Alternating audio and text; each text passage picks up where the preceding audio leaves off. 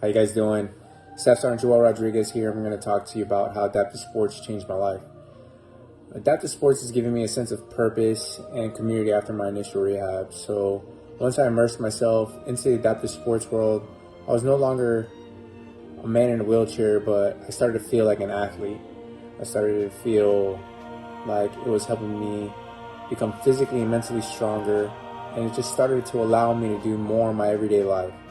And by being able to do more in my everyday life, it gave me more confidence in myself, and the confidence started translating into me being a better husband, father, and just a better all-around person. And competing in adaptive sports competitions has helped me become the man I am today. Outside of the obvious, and when somebody trains, they become stronger and a better athlete, I believe adaptive sports has changed the way I see life as a whole. I no longer think about what I can't do, but I start focusing on what I can.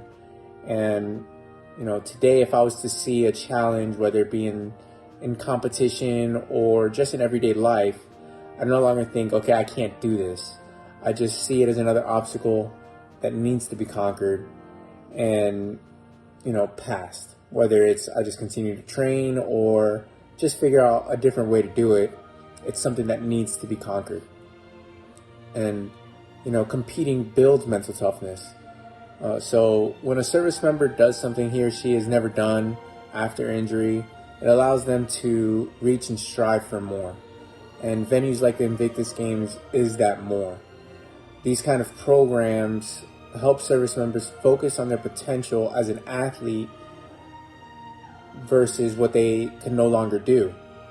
Along with reaching those new heights, representing your country, it gives you a sense of pride, and you start thinking about, man, this is something that most people would dream of doing. So when you wear that USA, it just gives you a feeling that you can't really describe.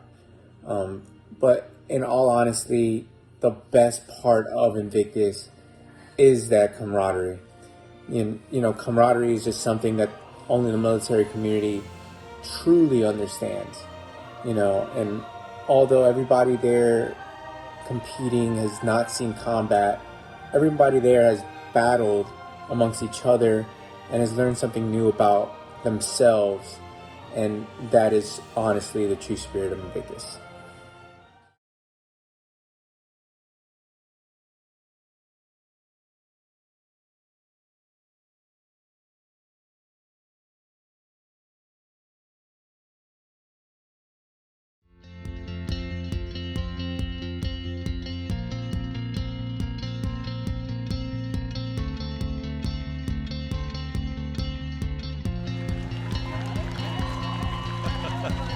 Hey, let's all hold hands, I heard, and they do. Look at that. There's the anticipation we were waiting for. How are they going to end this?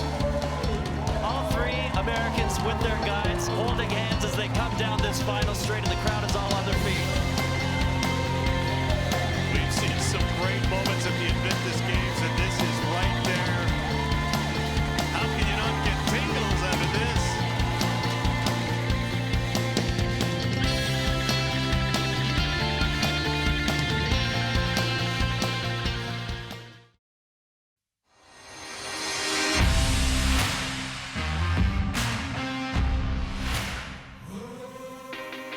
Hi, I'm Marcia Strugerman, the U.S. Team Invictus Manager. I wanted to share that the Team U.S. remains motivated and focused on using adaptive sports as part of their recovery journey despite the challenges of COVID.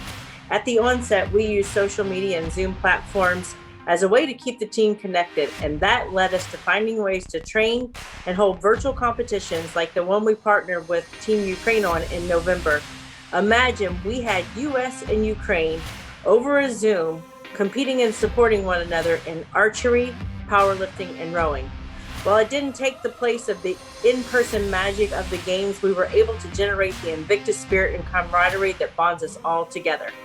The team is remaining active in their training plans and meeting up across the U.S. to find opportunities to train together and to motivate one another on the road to the Invictus Games. We can't wait to join all of you and showcase the true resilience of our service members and veterans as we all bounce forward from COVID and celebrate the healing power of sport.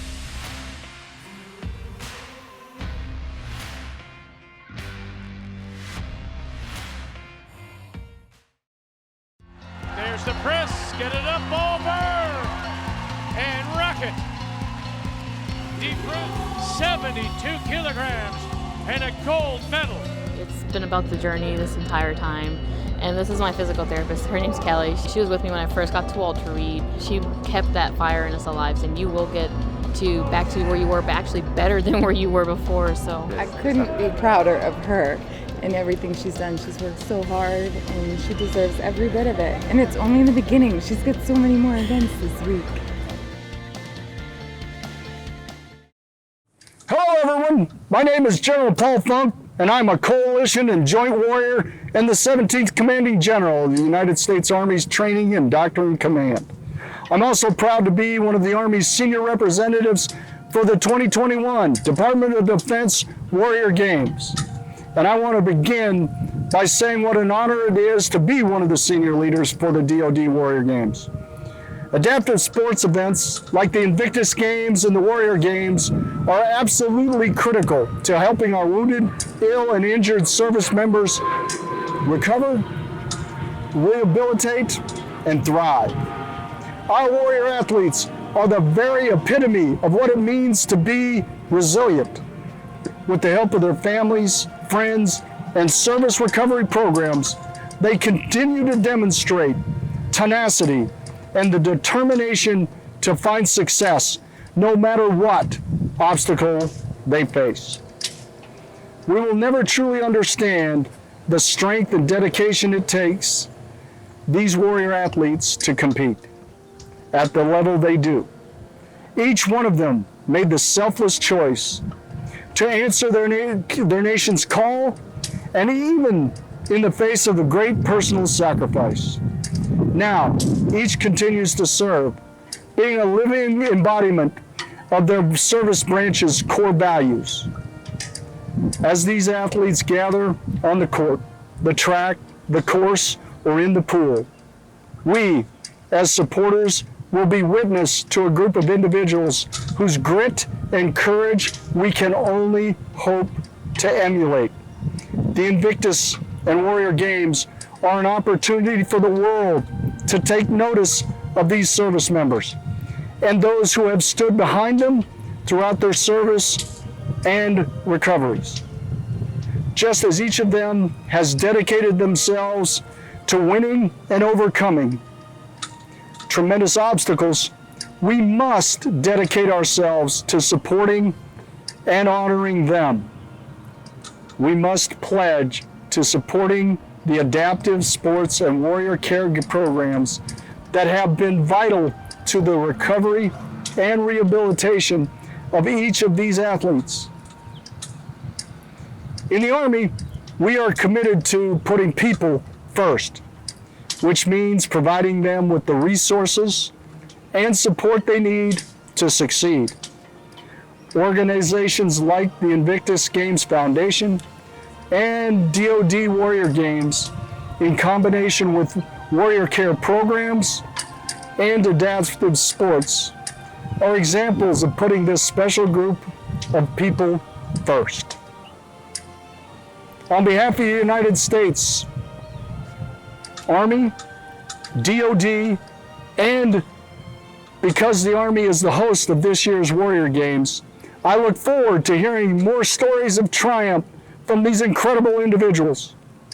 To the families, friends, and caregivers, thank you for your commitment to your loved one. It does not go unnoticed. To the athletes preparing to compete in the DoD Warrior Games at the ESPN Wide World of Sports Complex in Orlando, Florida, congratulations on earning your spot on the team, and we cannot wait to welcome you in September. As I said when I started, my name is Funk, and I am a joint and coalition warrior, and victory starts right here.